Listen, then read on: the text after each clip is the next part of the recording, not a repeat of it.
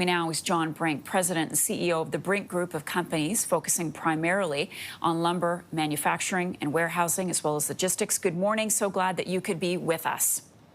Yeah, thank you, Marcia. I'd like to be here. So Canadian softwood lumber has already been hit with significant duties. What does the extra 10% mean for the industry?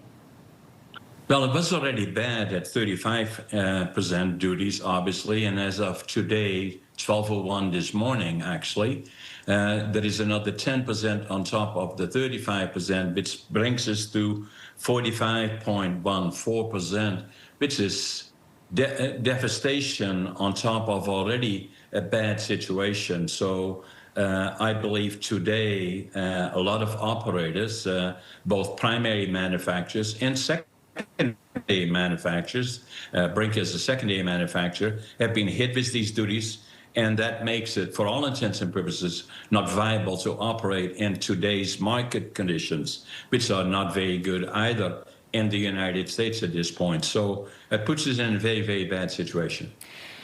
And you say not viable, and it does impact those on both sides of the border. Tell us more about that. Explain that for our viewers.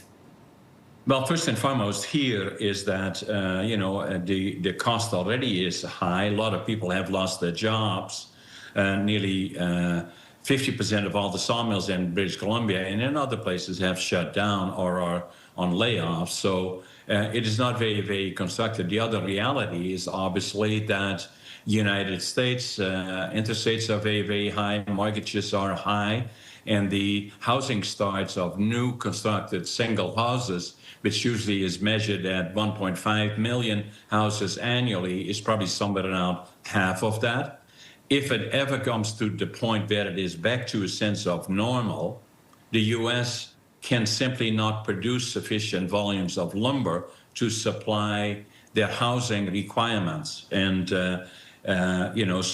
and are required to purchase already at between 25 and 40% of their requirements under normal conditions. So what is obvious is that when the market demand goes back to normal, price and demand set price, prices will go up substantially, and the cost of houses will go up substantially. I think the estimate was around $15,000 per house in the United States. Probably with all the duties and tariffs collectively, it will probably go up by $30,000 U.S.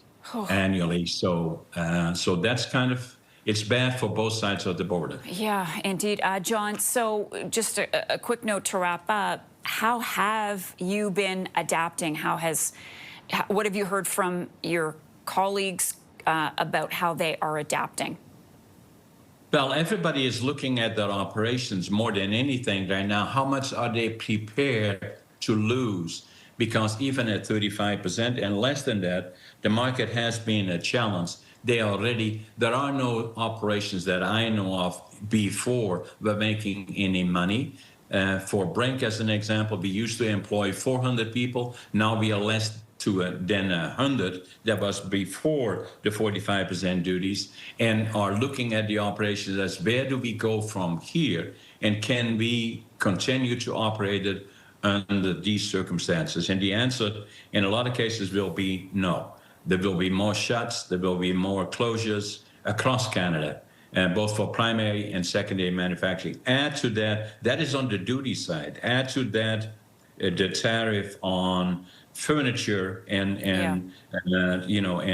other kitchen cabinets and all the other things is 25% tariff, and that has been added to everything. So I'm not sure what we are trying to do here in the United States and in Canada, and I'm encouraged by all the things that happened over the weekend, obviously around the world. That's encouraging, but the relationship between Canada and the United States is being extremely, extremely difficult, and I just don't understand the tariffs and the duties that have no benefit to either United States and to Canada, and lead us into an area that, at the end of the day in politics, it is the economy stupid, and that right now is moving towards the big R word, in my opinion, across North America. John Brink, thank you so much for being